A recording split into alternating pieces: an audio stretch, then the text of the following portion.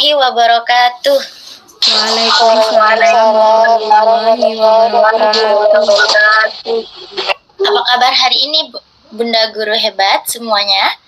Alhamdulillah. Luar biasa. Masya Allah. Terima kasih. Waktunya dan kesempatan saya. Sepertinya Ibu ya, boleh saya kasih pemantik nih. Para pejabat banyak yang kaya. Ibu guru hebat, tolong jawab salam saya. Tangan mama Anda harus patuh. Assalamualaikum warahmatullahi wabarakatuh. Waalaikumsalam warahmatullahi wabarakatuh. Alhamdulillahirrahmanirrahim. Terima kasih kepada guru-guru hebat yang pada hari ini sudah memberikan kesempatan kepada saya untuk mengadakan webinar di siang hari ini. Walaupun sudah siang, tapi tetap semangat ya Ibu ya untuk mengikuti webinar yang saya adakan. Nah, ini Bunda Syafa, mungkin di share screen-nya di ya sudah. Oke, baik. Di share screen-nya dulu, tidak apa-apa. Ditutup. Nah, terima kasih Bunda Syafa. Sama-sama. Webinar hari ini saya akan mengadakan tentang sharing session budaya positif. Mengapa sharing session? Karena di sini saya akan di sini bukan hanya materi saja, nanti akan ada kegiatan pemantik juga, pertanyaan pemantik yang akan teman-teman atau guru-guru hebat ini, ibu-ibu hebat ini, nggak ada bapaknya Ibu ya. Guru-guru hebat ini nanti akan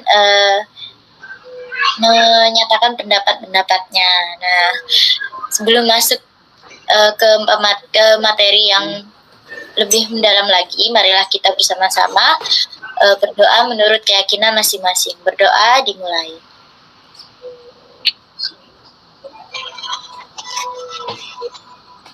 Amin. Alhamdulillahirrahmanirrahim. Terima kasih. Puji syukur kehadirat Allah Subhanahu wa Ta'ala, di mana telah memberikan kesempatan kepada saya juga guru-guru hebat ini bisa berjumpa walaupun hanya dengan secara daring, karena sahabat tadi hujan Ibu yang secara offline tapi ternyata online juga. Terima kasih atas kesempatannya. Semoga kita tetap sehat selalu, dan kemudian tidak lupa juga kita selawat serta salam kita untukkan untuk Nabi Muhammad SAW, di mana telah bawa kita dari zaman yang jahiliyah menuju zaman yang merdeka ini, yaitu dinul Islam. Nah, ibu-ibu nih, lanjut Bunda Syafa.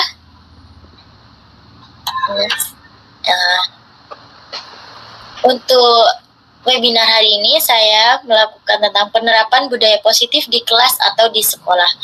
Saya adalah Satriawati Pujiharjo, calon guru penggerak angkatan 7 dari Kabupaten Bangkalan. Nah, di sini saya juga akan mengajak ibu-ibu guru hebat ini ya. Sebelum kita memulai, ya ini kita akan melakukan tentang keyakinan kelas untuk webinar hari ini. Keyakinan kelas itu adalah seperti kesepakatan ya Ibu ya. Boleh ibu-ibu sekalian menuliskan di chat room. Tulislah keyakinan kelas hari ini, kesepakatannya. Maunya ibu-ibu hebat ini seperti apa webinar kita hari ini. Bisa mungkin ditulis langsung Bunda hebat nih semua. Boleh perwakilan saja, 1 atau 2. Sudah ada yang menulis, saya kasih waktu 1 menit untuk menuliskannya di chat room ya Ibu.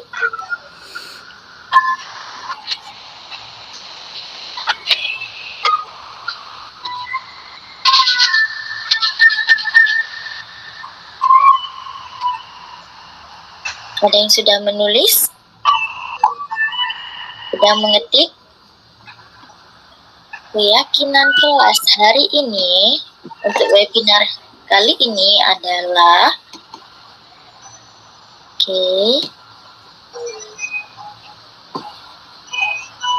Oke, Bunda Watus, on kamera selama webinar. Boleh. Ada lagi mungkin?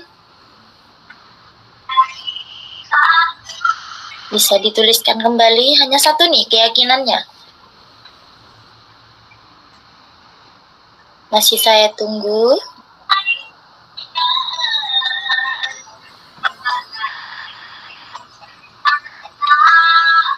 Mute ketika tidak sedang berbicara. Baik, terima kasih Bunda Anastasia. Kemudian, ada lagi? Masih ada yang sedang mengetik.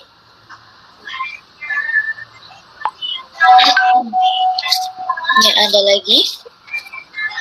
Oh, masih dua. Masih Bunda Matus dan Bunda Anis yang menjawab.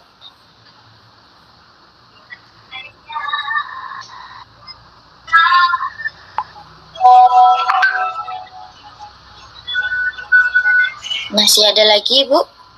Cukup dua saja keyakinan kelas untuk webinar kali ini.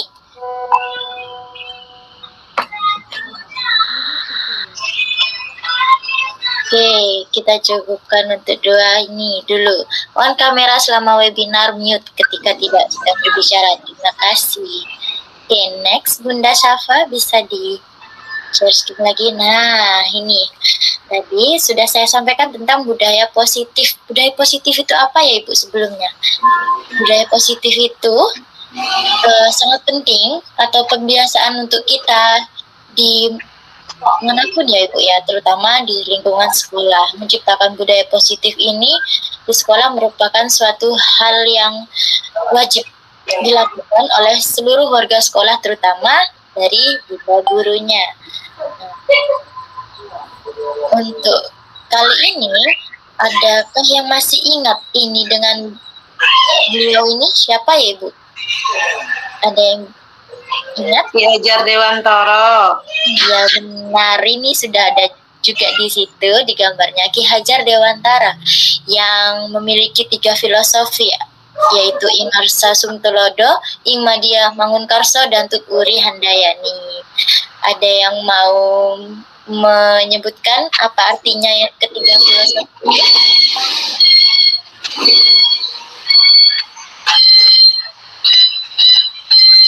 Bisa disebutkan mungkin apa sih Ingarsa Sumtulodo itu atau Ingmadia Mangunkarso? Tuturi Handayani itu apa sih?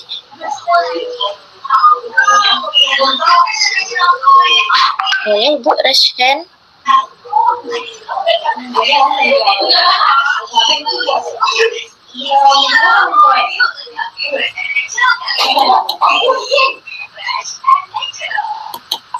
Ada yang mau mencoba raise hand?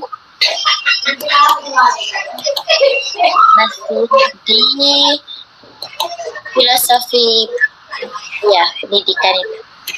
Ya, silahkan Bu Nur Khalifah. Mohon maaf, saya coba ya.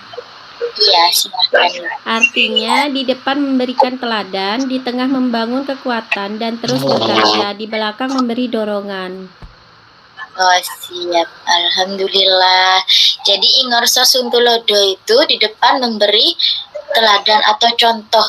Nah, kita kan sebagai guru nih, digugu dan ditiru. Harusnya kita wajib untuk memberikan contoh yang positif kepada anak-anak kita, anak didik kita. Kemudian selain kita memberikan contoh, apakah murid-murid kita akan mencontoh langsung? Tidak kan ya Ibu ya? Berarti kita harus tetap menjadi Ingmadia Mangunkarso. Apa itu? Yaitu di tengah memberi semangat. Nah, setelah kita memberikan contoh, kita juga memberi semangat, motivasi kepada anak-anak kita. Kemudian di belakang, maksudnya Tuturi Handayani, di belakang memberikan daya kekuatan atau dorongan. Setelah kita memberikan contoh, memotivasi mereka, kita memberikan suatu proses kepada mereka bagaimana untuk mencapai suatu tujuannya mereka. Nah, lanjut Bunda Syafa. Ya, next untuk slide selanjutnya. Di sini ada beberapa konsep-konsep penerapan budaya positif. Yang pertama, disiplin positif dan nilai-nilai kebajikan universal. Yang kedua, teori motivasi, hukuman, dan penghargaan, kemudian restitusi. Yang ketiga, keyakinan kelas. Yang keempat, kebutuhan dasar manusia dan dunia berkualitas.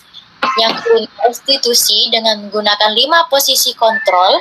Yang keenam, yakni restitusi menggunakan penerapan segitiga restitusi. Nah, itu nanti materi-materi yang akan kita dapatkan hari ini, Ibu-Ibu. Nah, silahkan next, Bunda Syafa.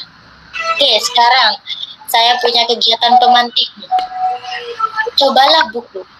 Anda dan teman Anda akan melakukan kegiatan cobalah buka. Anda adalah A. Nah, ini saya butuh 2 personil nih. Nah, siapa yang mau nih menjadi A dan menjadi B? Boleh boleh raise hand dulu, yang mau berpartisipasi. Orang saja, baik. Bu Nur Holifah dan siapa, ayo? Ibu hebat, harus bergerak, tergerak dan menggerakkan. Ibu Holifah sendiri nih. Oh, dengan Bunda Misbahul Munir, Bunda Ida. Iya. Oke. Siapa yang mau menjadi A dan siapa yang mau jadi B nih? Aku A. Wifa nanti yang Bu Ida A. Oke. Bu Ida adalah mengepalkan salah satu tangan Anda. Coba Anda bayangkan bahwa Anda menyimpan sesuatu yang sangat berharga di dalam kepalan tangan Anda. Nah, Anda perlu menjaga benda tersebut sekuat tenaga Anda karena begitu pentingnya untuk kehidupan Anda. Kemudian untuk Bu Iva, tugasnya adalah mencoba dengan segala cara untuk membuka kepalan tangan Bunda Ida, temannya tadi itu. Boleh membujuk, menghardik, mengintimidasi, memarahi, menggoda, menggelitik, bahkan menawari Anda uang agar Anda bersedia membuka kepalan tangan Anda. Nah, bisa dicoba dari sekarang. Saya beri waktu 5 menit ya, Ibu ya. Silahkan mulai dari sekarang. Hai cantik. Buka dong. Hai juga. Buka dong tangannya. Buka Ini. dong kepalan tangannya. Ada apa itu? Di situ ada apa? Tidak ada apa-apanya. Itu tuh di kepalan tangannya itu ada apa ya? Coba dong dibuka. Ayo, pakai terbujuk Yang nih sebelah ya. mana? Itu tuh sebelah kanan tuh ada apa ya? Tidak ada mau.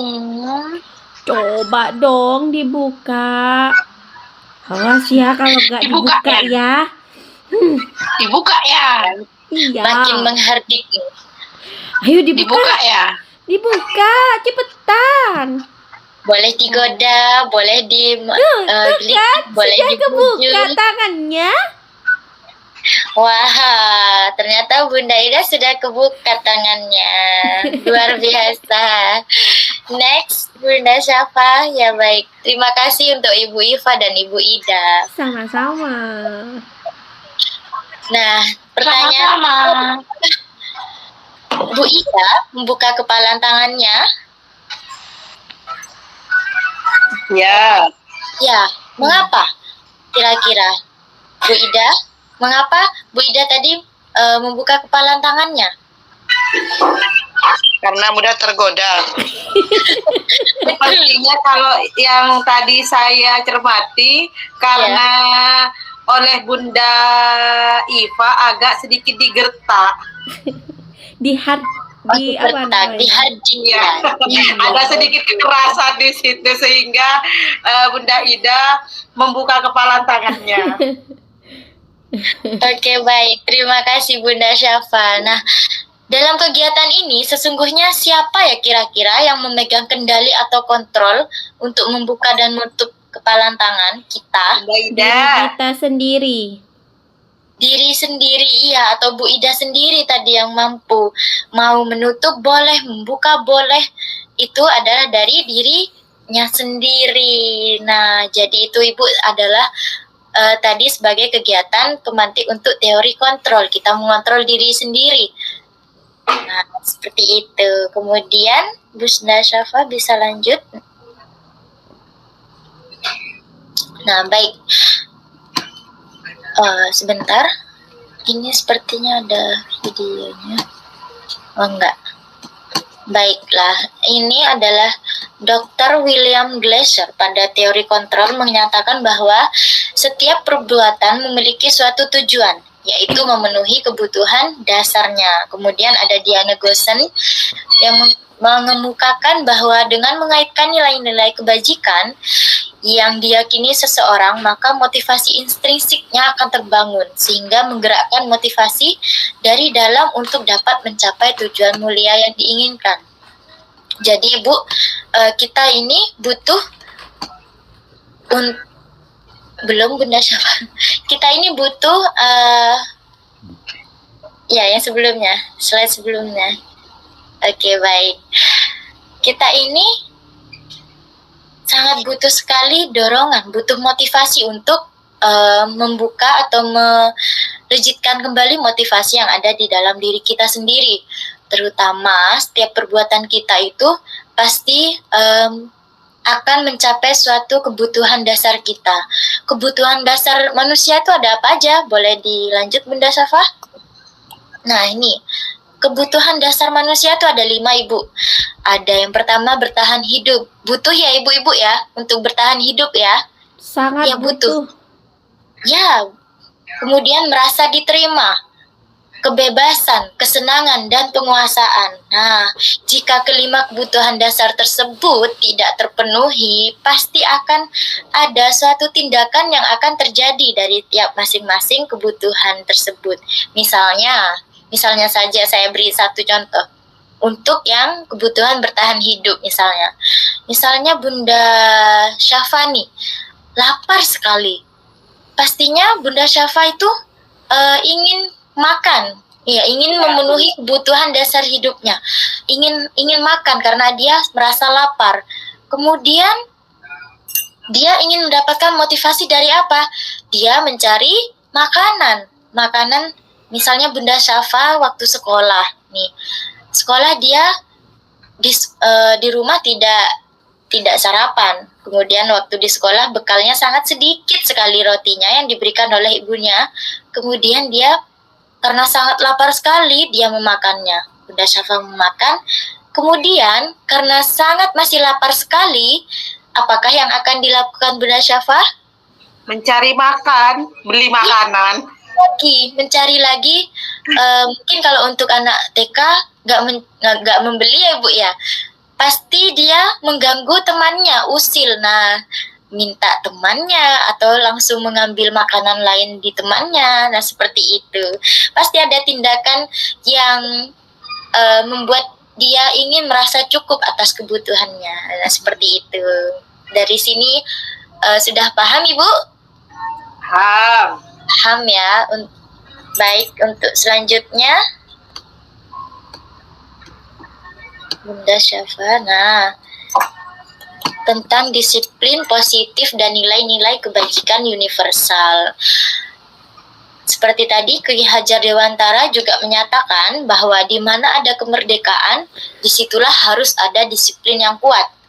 Sungguh disiplin itu bersifat self-discipline, yaitu ketika kita sendiri yang mewajibkan kita dengan sekeras-kerasnya, tetapi sama saja sebab jikalau kita tidak benar melakukannya, wajib penguasa lain mendisiplinkan diri kita dan peraturan demikian harus ada di dalam suasana yang merdeka. Maksudnya apa sih?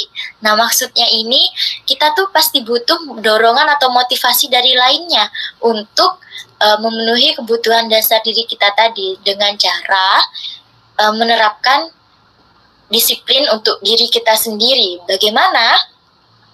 Disiplin untuk diri kita sendiri ya kita harus kuat dalam menjalankannya. Kalau tidak, ya mungkin akan menjadi suatu tindakan yang tadi seperti tadi ada tindakan-tindakan yang di luar tindakan positif. Nah, kemudian nilai-nilai kebajikan universal itu apa?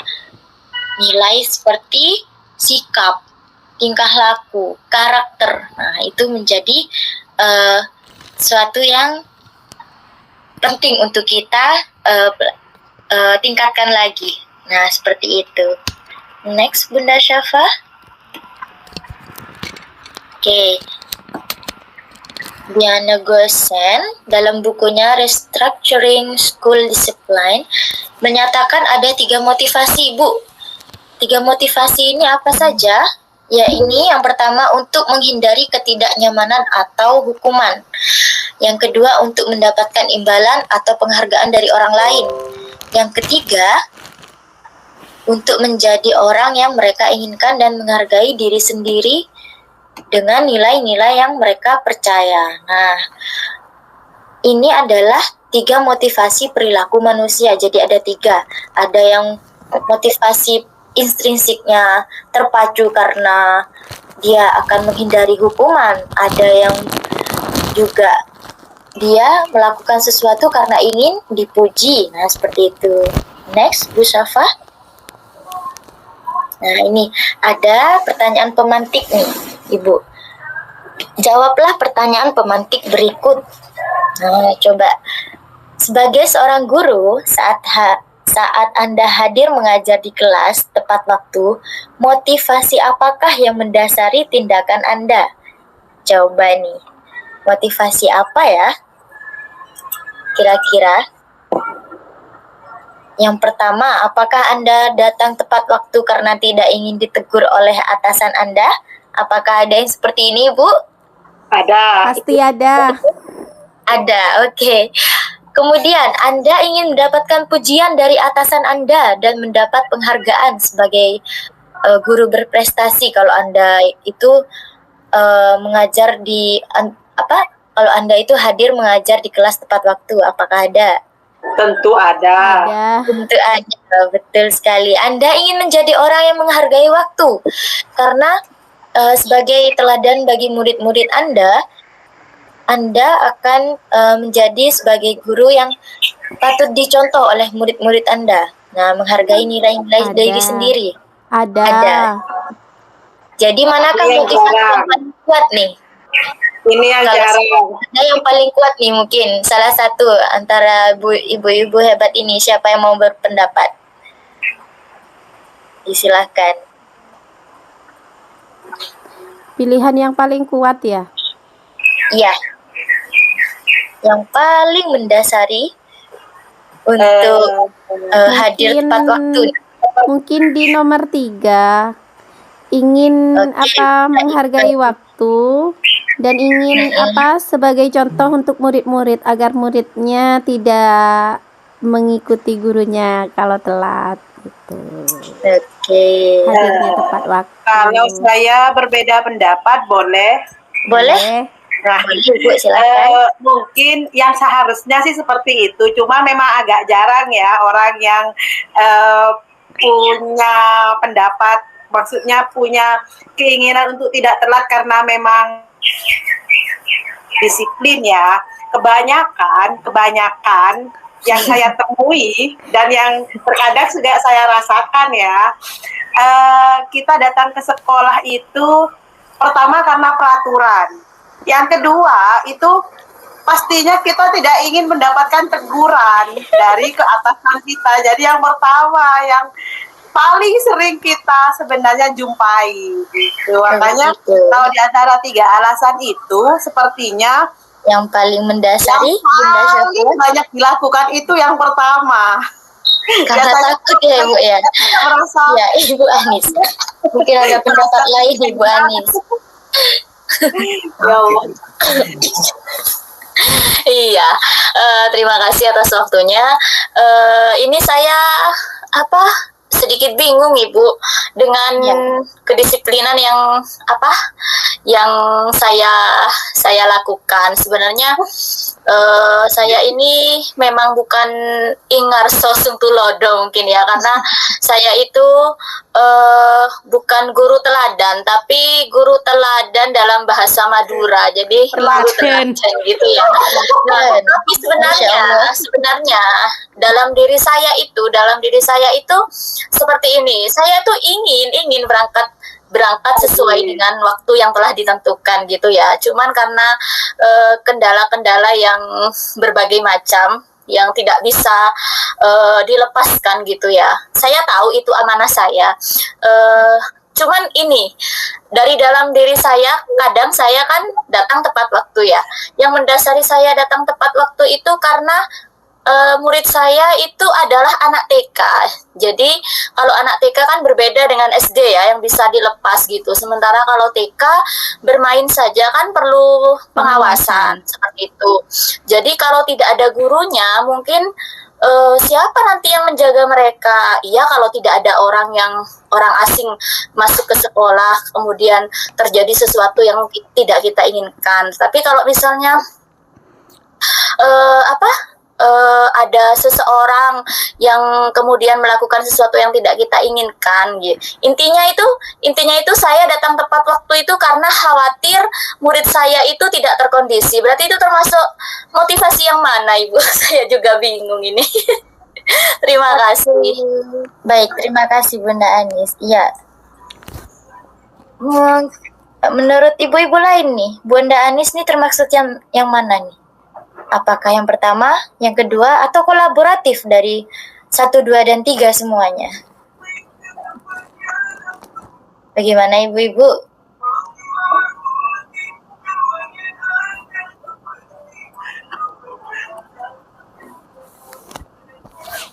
Ya, ada yang mau bantu? Mau berpendapat juga? Bagaimana nih katanya Bunda Anis, masuk yang mana sih sebenarnya? Apakah 1 atau 2 atau 3? Mungkin kolaboratif ini ya Bu Anis ya. Menghindari ketidaknyamanan. Kalau menurut saya sih lebih ke 1 ini. Menghindari ketidaknyamanan. Itu kan Bunda Anis takut ya, ada ketakutan di situ. Takut anak didiknya tidak terkondisi. Berarti kan di dalam dirinya ada ketakutan, ada ketidaknyamanan. Nah, ketidaknyamanannya di sini kan setiap orang berbeda-beda. Ada yang tidak nyaman karena takut dimarahi atasan, atau ada yang tidak nyaman karena dia itu takut mendapatkan SP seperti itu. Atau bisa jadi tidak nyaman, takut nanti di sekolah gak ada yang mengkondisikan anak-anak. Itu kan juga ketidaknyamanan ya kalau menurut saya. Mungkin ada pendapat lain dari teman-teman yang lain atau bunda guru yang lain. Iya. Terima kasih Bunda Syafa. Sama-sama.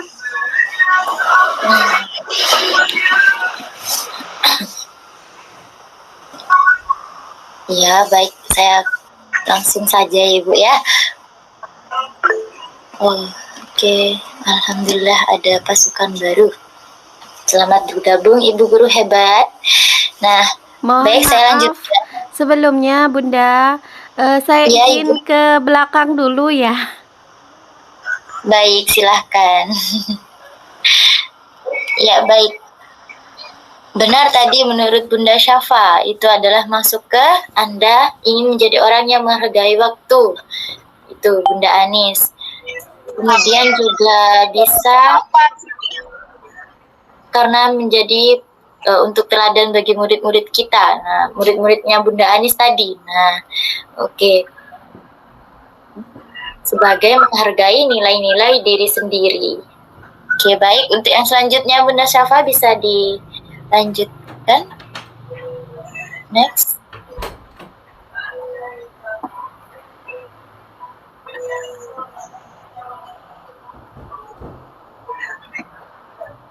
Ada tentang hukuman, konsekuensi, dan restitusi. Nah, apa itu hukuman? Apa itu konsekuensi? Apa itu restitusi? Nah, Ibu Guru hebat semua, hukuman itu atau konsekuensi dan restitusi kita akan lihat untuk slide selanjutnya biar lebih paham nih. Nah, silakan Bunda Syafa. Manakah pernyataan berikut yang menunjukkan sebuah hukuman ataukah konsekuensi? Nah, ini Ibu boleh bisa menjawab. Yang pertama, membersihkan coretan yang dibuatnya di meja tulis, atau biasanya anak-anak ini membersihkan coretan. Anak-anak ini mencoret meja, kemudian mereka membersihkannya. Kira-kira ini sebuah hukuman atau konsekuensi ya?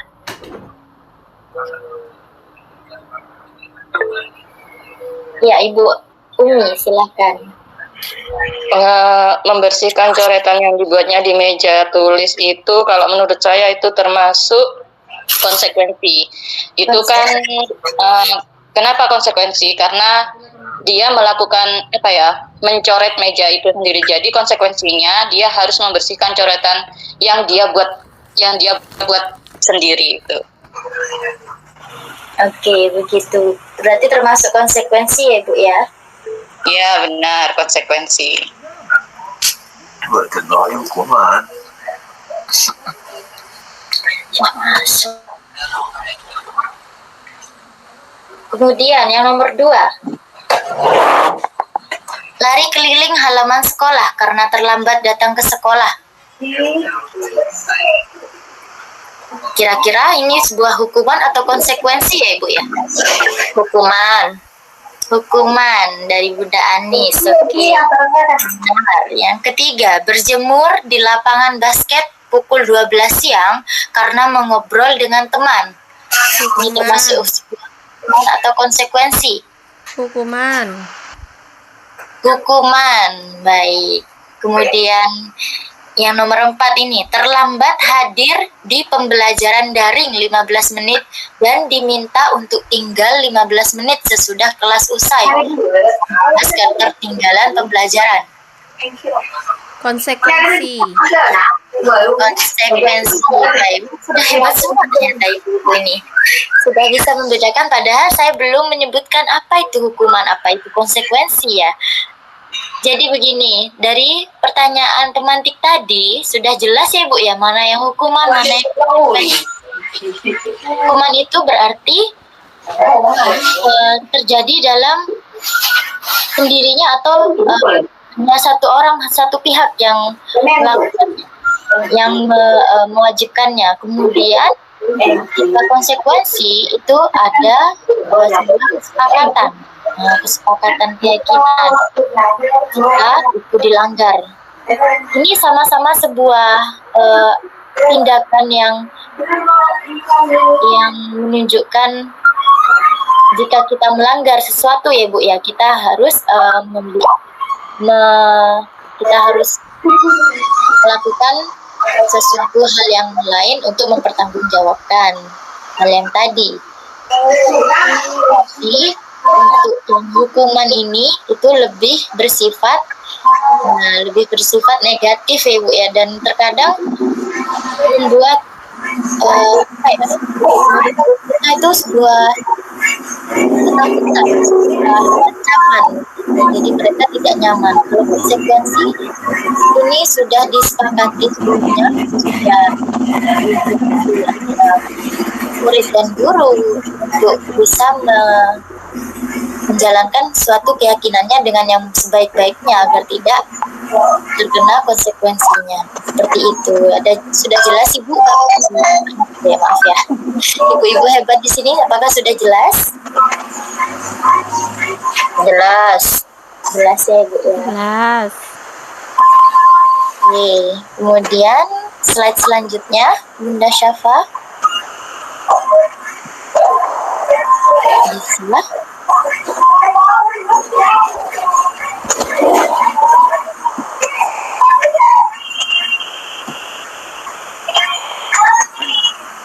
Sudah berubah Ibu? Belum. Oh belum. Ini saya share.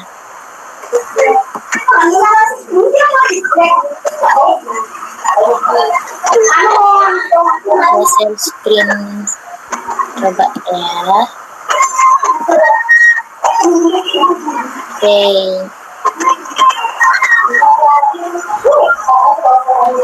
Ini coba share screen.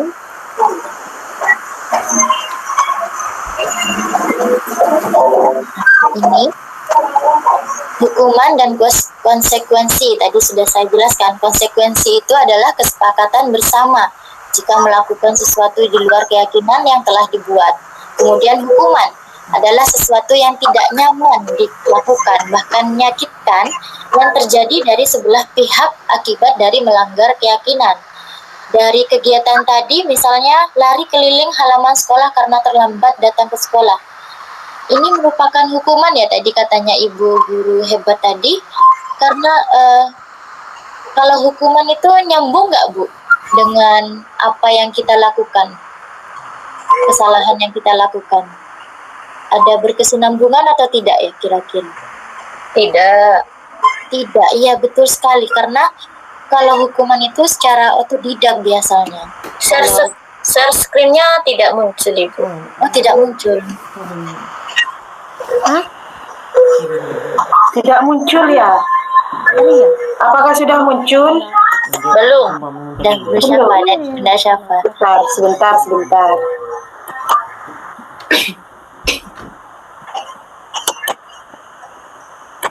ya. Coba saya cek. Saya ulang kembali. Ya,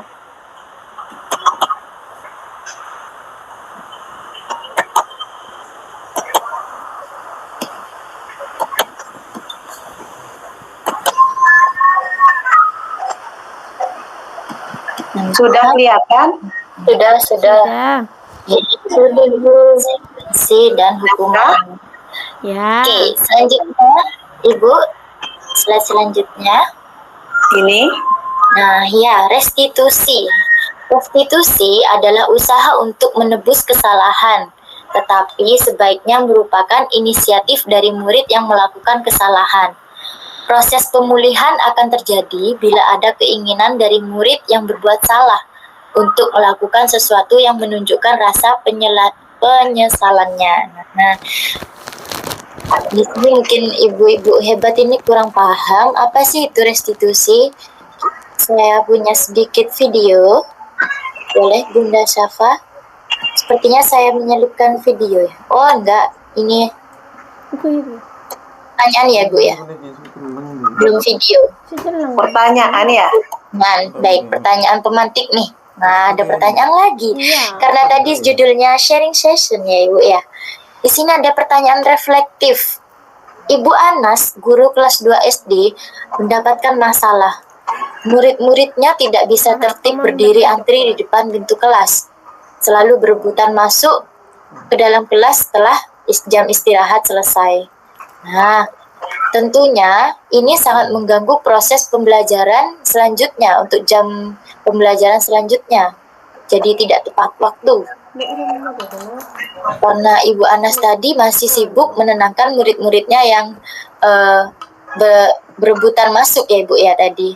Kemudian akhirnya Bu Anas ini berpikir cepat dan mengandalkan stiker bintang. Jadi setiap murid-murid yang mau masuk itu dia harus Iya. berdiri lurus dan berbaris rapi antri, baru nanti mendapat bintang dari Bu Anas dan masuk kelas. Seperti itu. Ini berlangsung beberapa minggu. Jadi setiap harinya itu Bu Anas menerapkan seperti itu. Kemudian suatu hari saat Bu Anas sakit, nah otomatis Bu Anas tidak mengajar nih ya. Kemudian diganti oleh Bapak Heru. Bapak Heru ini tidak tahu kalau ada penerapan tentang stiker bintang kepada anak-anak. Kemudian benar saja pada saat mau masuk ke kelas usai jam istirahat, murid-muridnya menjadi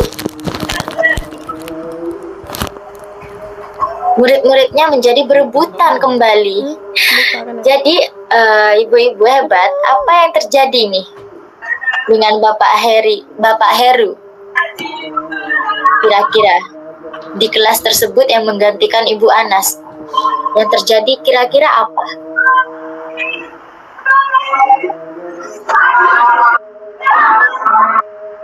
Rasa kebingungan ya, Bu.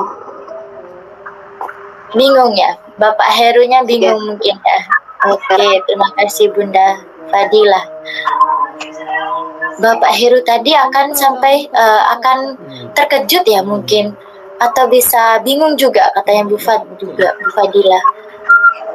Karena menenangkan murid-murid kelas 2 itu mungkin seperti yang tadi Bu Anas melakukannya, itu cukup lama menenangkannya. Jadi menurut ibu-ibu nih, kira-kira Bapak Heru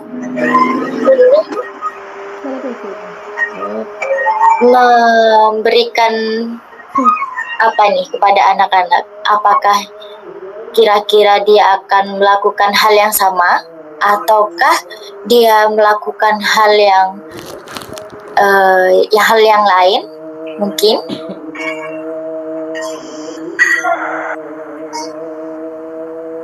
Kira-kira akan melakukan apa ya Bapak Heru? Ya silakan Bu Fadilah kembali. Mungkin mencari jalan alternatif yang lain, cara yang lain mungkin. Seperti apa Ibu? Contohnya? Mungkin diberi apa dulu ya, seperti mengajak anak-anak bermain dulu dan diberi aturan, mungkin setelah itu mungkin anak-anak paham mungkin. Oke, terima kasih Bunda Fadilah pendapatnya. Iya, Bapak Heru ini mungkin akan melakukan hal yang lain lagi. Dan menurut ibu-ibu nih, ini termasuk motivasi yang mana? Tadi kan ada 3 ya. Ada motivasi yang berupa kita termotivasi karena imbalan, karena penghargaan, atau karena kita takut akan hukuman, atau memang motivasi yang ada dari nilai-nilai diri sendiri kita. Kira-kira masuk yang mana ini? Pertanyaan reflektif ini masuk ke motivasi yang mana? Iya, silakan Ibu Anis. Yang kedua tentang motivasi yang penghargaan karena mendapatkan Dari mana Ibu mendapat penghargaannya? stiker bintang tadi. Jadi kalau nggak dapat stiker bintang nggak mau. Iya, apakah hal itu akan membuat anak didik kita bagus ya Bu ya, atau akan menjadi sebuah budaya positif? Kira-kira mungkin buat Bunda Anis? Tidak, mungkin bagus di zamannya ya, karena dulu memang ada teori itu kalau diberi penghargaan boleh, tapi mungkin tidak melalui perjanjian di awal. Jadi di akhir nanti jika anak itu melakukan sesuatu yang positif, tiba-tiba saja mungkin bisa diberikan penghargaan, tapi tidak dijanjikan seperti itu mungkin ya. Jadi mungkin kegiatan itu tepat pada waktunya, bukan tepat pada waktunya, tepat di zamannya mungkin seperti itu. Iya, baik, terima kasih Bunda Anis. Kemudian ini terjadi karena Bu Anas juga melakukannya secara terus-menerus ya Bu ya. Bahkan mungkin akan ada tindakan-tindakan negatif lain dari para siswanya, karena tadi bisa jadi ada kebutuhan dasar mereka yang belum kita penuhi. Nah, seperti ada rasa bosan mungkin untuk anak-anak setiap kali masuk diiming-imingi stiker bintang. Kira-kira nih kalau ibu-ibu sehebat ini, jika menerapkan ini 1 bulan atau 1 minggu saja pada anak didiknya, apalagi anak TK ya Bu ya, akankah anak-anak itu selama 1 minggu mengikuti apa yang Ibu terapkan dengan menggunakan stiker bintang itu? Insya Allah mengikuti, karena berharap, anak-anak tuh berharap kalau mengikuti nanti akan dapat stiker bintang gitu. Oke, apakah untuk anak-anak akan ada rasa bosan?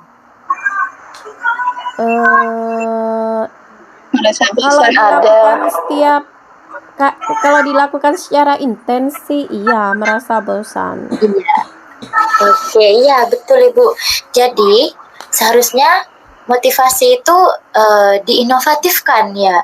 Tidak kembali lagi ke kebutuhan dasar tadi, harus ada kebutuhan dasar yang kita penuhi dari anak-anak. Tidak semua anak-anak itu merasa eh, merasa teriming-imingi, merasa mengharapkan terus penghargaan. Oh, ini penghargaannya nanti ini.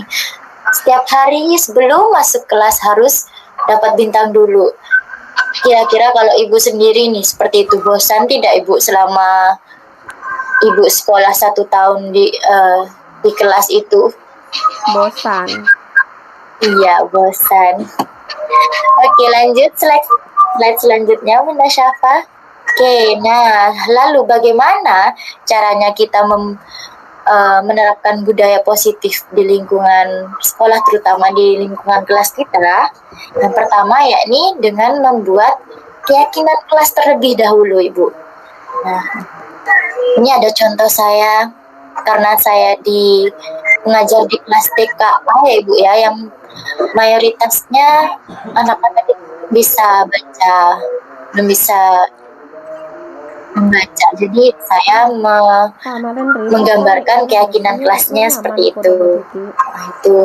Dan memang kenapa kok kan keyakinan kelas itu kata-katanya tindakan yang menggunakan kata-kata yang negatif, misalnya tidak boleh. Nah, seharusnya memang harus ada yang kata-kata yang positif, karena kita kan menerapkan budaya positif seperti itu.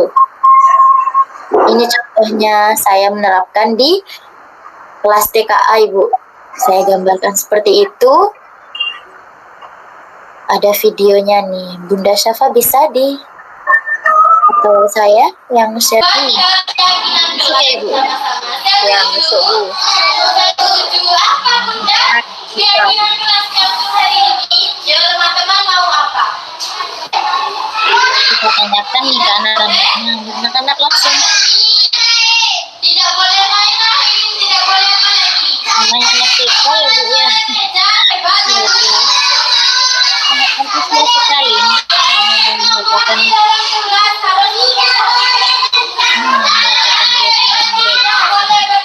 Bunda guru sambil digambar. Sudah digambar sama Bunda guru. Apa ini ya? Kalau ada dicoret bundanya, tadi tidak boleh.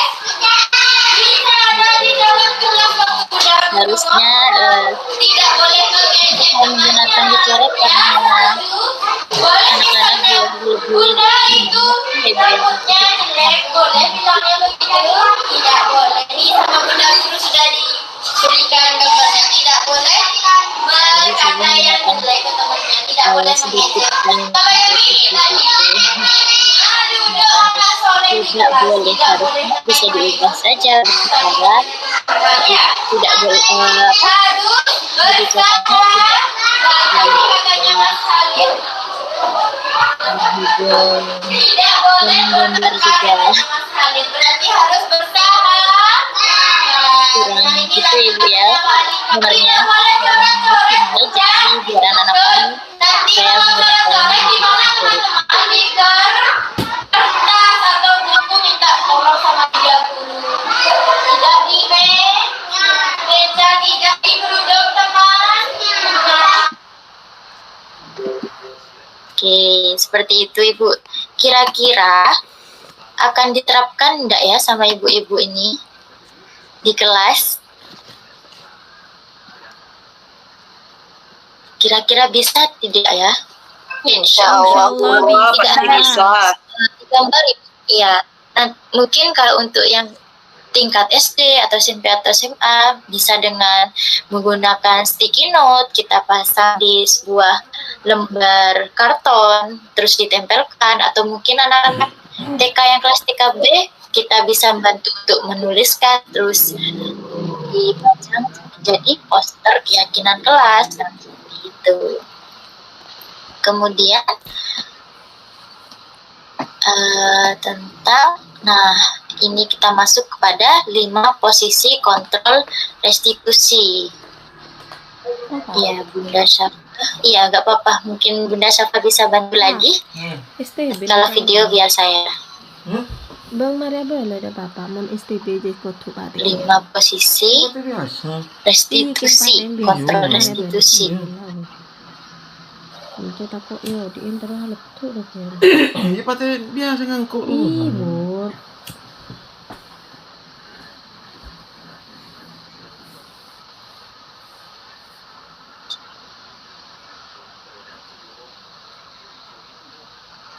Sebelumnya Bunda Syafa. Ya, 5 posisi kontrol restitusi. Nah, kalau tadi restitusi itu anak-anak akan itu ya Bu ya, mengutarakan mendapatkan penyelesaiannya secara mandiri.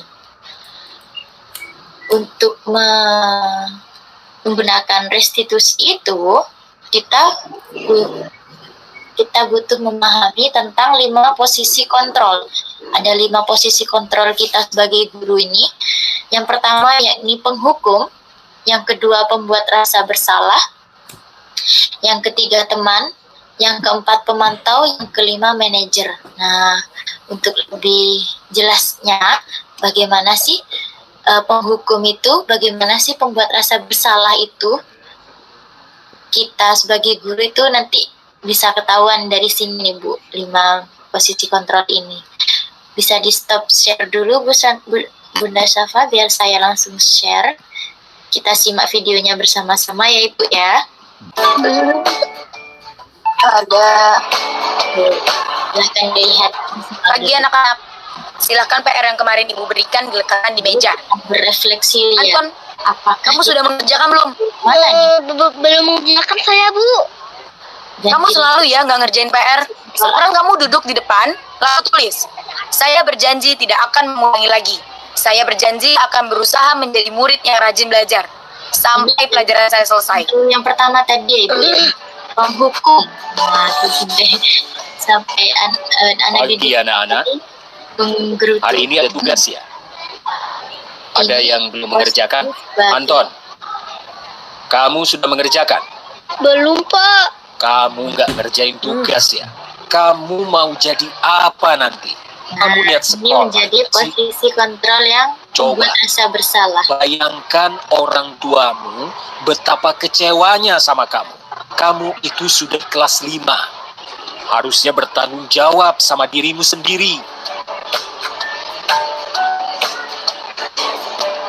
Maaf, Bu. Saya terlambat. Ya udah, nanti jangan diulangi lagi ya.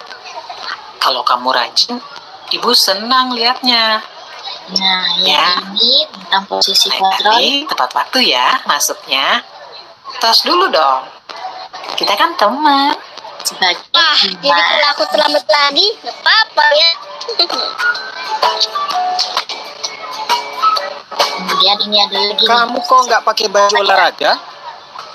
Bapak catat, kamu sudah 3 kali loh nggak ikut olahraga bulan ini. Iya, Pak. Sudah 3 kali berarti saya dapat sanksi, Pak.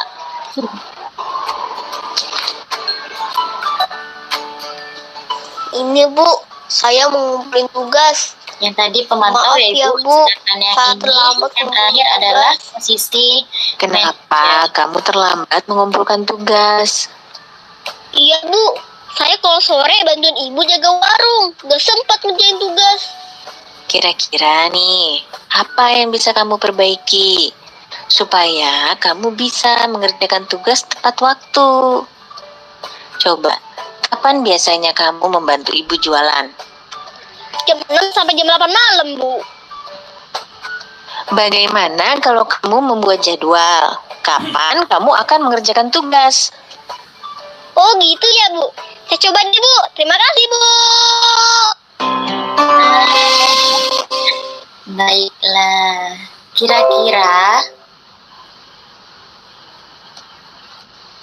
Kira-kira nih bu guru semua, bu guru hebat ini masuk termasuk yang mana ya Ibu ya? Boleh. Jawab ya, silakan Ibu. Pernah melakukan posisi kontrol yang mana nih? Ibu Nur Khalifah, silahkan. Sebenarnya sih pada umumnya semua guru melakukan semua posisi kontrol itu. Bisa pernah menjadi sahabat, pernah menjadi teman untuk siswanya, pernah pernah memberikan sebagai manajer, sebenarnya sih semua guru pernah melakukan semua posisi kontrol tersebut gitu. Kalau saya sendiri pribadi pernah di posisi seperti memelas, kayak Buat merasa bersalah berarti ya Ibu ya? merasa bersalah, membuat merasa bersalah pernah. Ketika anak-anak itu sudah tidak terkontrol di kelas, saya pernah, ya Allah sayang, padahal sebentar lagi teman-teman sudah mau kelas 1, masa teman-teman bikin bunda sedih terus, gak menaati peraturan di kelas, ramai sendiri, seperti itu. Pernah juga menjadi teman ketika anak-anak itu istirahat. Kan kadang kalau anak TK moro-moro bercerita, bunda tadi aku gini, kemarin aku gini bunda sama mama, kemarin aku beli-beli. Pernah di posisi itu, seperti itu. Kalau posisi penghukum Bu, apakah pernah Ibu? Pernah sih. Cuman tidak menghukum secara itu ya, menghukumnya Seperti paling apa contohnya menghukumnya? mengubah tempat duduk yang awalnya di depan, karena anak-anak itu berbicara terus, tidak mendengarkan bunda guru, dipindah tempat duduknya di belakang. Pernah seperti itu. Terima Tapi tidak kasih menghukum Bunda Ibu. secara itu ya. Baik, untuk slide selanjutnya Bunda Syafa bisa bantu kembali. Ada tentang segitiga restitusi. Nah, setelah tadi kita mengenal posisi kontrol kita sebagai guru, ini ada kegiatan segitiga restitusi, Bu. Mungkin sudah pernah dilakukan oleh kita sebagai guru. Yang pertama, menstabilkan identitas. Nah, yang kedua, biasanya untuk kita melakukan menstabilkan identitas itu kita menanyakan seperti ini. Setiap orang pasti pernah melakukan kesalahan, atau bisa juga kita berbicara, kamu bukan satu-satunya yang pernah melakukan ini. Jadi tetap kita menstabilkan identitas kita sebagai guru, identitas sebagai murid. Nah, seperti itu.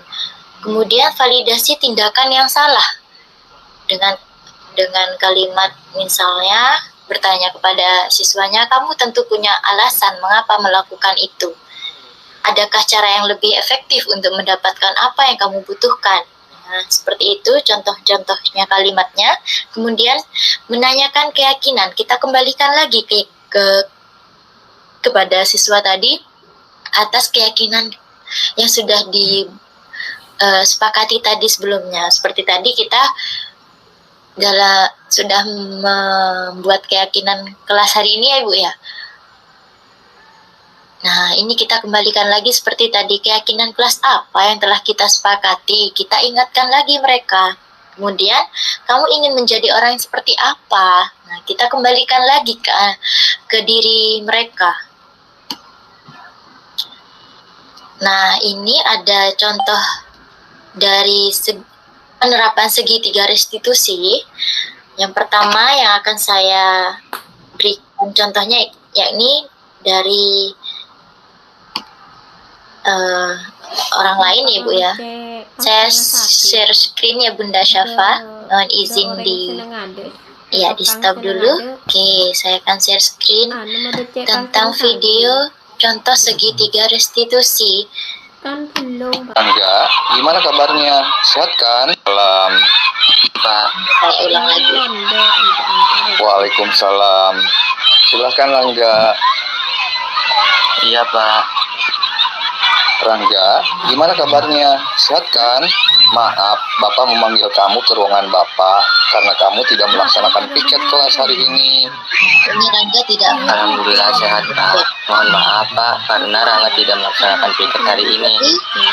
Dalam Rangga, kegiatan Bapak mengerti karena membersihkan kelas itu yang mungkin cukup membosankan sehingga Rangga tidak mengerjakan semua tugas itu. tidak terlalu Semua siswa serius pasti merasakan pada bosan dan malas, dan pastinya bukan hanya Rangga saja yang bosan atau malas mengerjakan tugas sedang piket. menstabilkan identitas. Iya Pak, Rangga merasa bersalah dalam mengecewakan Bapak. Maafin Rangga ya Pak. Rangga sudah Rangga mengakui. pasti punya alasan kenapa tidak piket hari ini. Iya Pak, alasannya saya tidak bisa melaksanakan piket kelas karena lupa giliran piket hari ini. Senin sana, Pak. Apakah solusinya supaya Rangga tidak lupa hari ini piket kelas? Ada Pak, saya harus membuat gambar piket kelas di rumah dan ditempel di dinding di kamar. Rangga, masih ingat nggak waktu awal pembelajaran kita membuat keyakinan kelas Kembali bersama? tentang Keyakinan kelas apa yang sudah kita sepakati? kepada Rangga. Ingat Pak, keyakinan kelas bahwa setiap murid harus melaksanakan piket kelas. Bapak percaya Rangga dapat mempraktekkan keyakinan kelas kita dengan baik. Siap Pak, insya Allah. Jadi, menurut Rangga, solusi buat Rangga bagaimana supaya selalu melaksanakan piket kelas dan menjaga kebersihan? Solusinya, saya harus membuat daftar piket di rumah dan selalu cinta lingkungan bersih di kelas ataupun di lingkungan saya. Oke, itu yang akan Rangga lakukan kan? Bagaimana Rangga setuju? Setuju Pak, terima kasih atas kesempatannya Pak. Saya tidak akan mengecewakan Bapak lagi. Langsung itu ya Bu ya, langsung mengetahui penyelesaiannya seperti apa. Nah, kalau ini adalah contoh kasus saya nih. Saya mencoba menggunakan segitiga restitusi. Bentar saya share screen kembali. Oh iya, Ini sudah terlihat.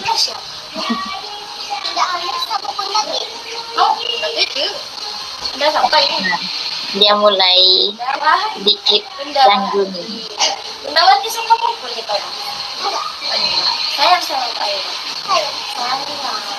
Dia sudah mulai nyaman.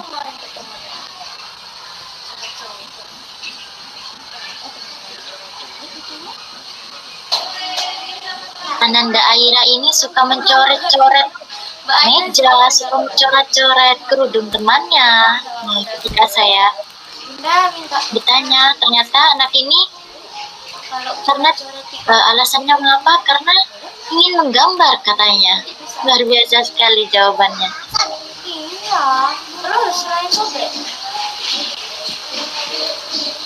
Ini saat saya tanyakan, kenapa kok coret-coret kerudung temannya? Kan bisa dicuci katanya. Luar biasa sekali jawabannya. Boleh ya. Jadi kalau orang coret minta sama bunda dulu. Jadi kalau ngulangi lagi nanti gimana? Bisa dicuci. Tuh jawabannya, kan bisa dicuci padahal. Terus kalau punya Dia sangat lucu sekali kalau anak TK ya. terus Ketika saya bertanya kembali kalau itu terjadi kepada Mbak Aira, apakah Mbak Aira mau mencucinya? Tidak mau, seperti itu. ya Akhirnya dia tidak. jadi anak soleh ya. Nah,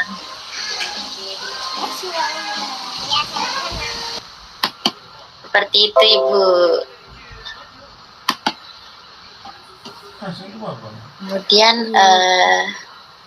ada satu lagi ini coba saya ungkapkan dari video ini.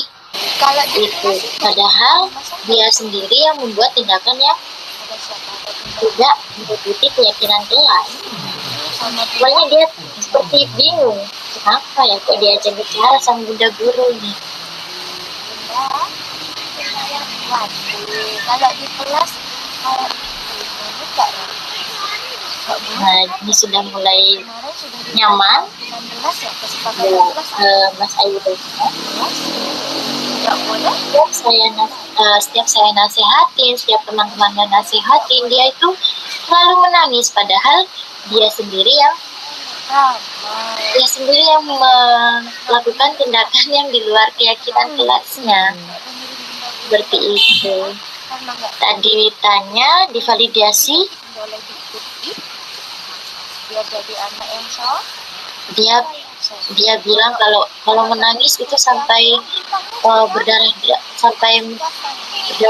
seperti itu jawabannya anak-anak. harus jadi anak saya. Oh iya, Kak, ini sama Kak temu itu, Kak. Mau nangis lagi. Yes, mau nangis lagi. Saya tanya, emang enak nangis? Tidak enak katanya.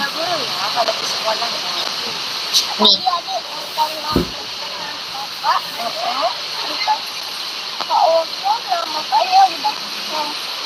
matanya bengkak, terus karena banyak nangis. Bajunya udah merah. Bajunya udah merah katanya. Orangnya ada di bawah anak kecil. Sampai anak kecilnya dibawa. Dia mengungkapkan kenapa dia tidak boleh menangis. Gitu. Tiga, berarti jadi anak. Nah, seperti itu Ibu. Itu adalah penerapan segitiga restitusi yang sudah saya lakukan. Oke. Untuk slide terakhir Bunda Syafa mungkin bisa bantu saya.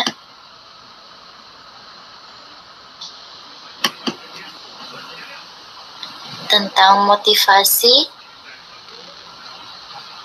yang berhasil atau gagal yang dilakukan menggunakan posisi kontrol tadi. Nah, ini dia. Terima kasih Bunda Syafa. Ini ada, tadi kita sudah mengetahui tentang 5 posisi kontrol motivasi yang kita gunakan ya Ibu ya. Ada kelima posisi, yaitu penghukum, pembuat orang merasa bersalah, teman, pemantau, manajer. Kemudian yang akan menjadikan identitas gagal itu yakni pada posisi kontrol, penghukum, dan membuat orang merasa bersalah. Karena membuat diri anak menjadi takut ya Bu ya. Jadi motivasi yang ada dalam diri anak menjadi tidak muncul.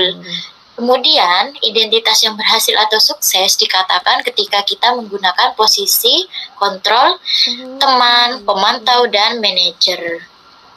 Yang paling afdol nih Bu, Ibu hebat ini adalah menggunakan posisi kontrol diri yang manajer. Seperti tadi contohnya seorang guru dengan Rangga yang lupa akan piket kelasnya. Oke, sekian dari saya untuk materi hari ini tentang sharing session.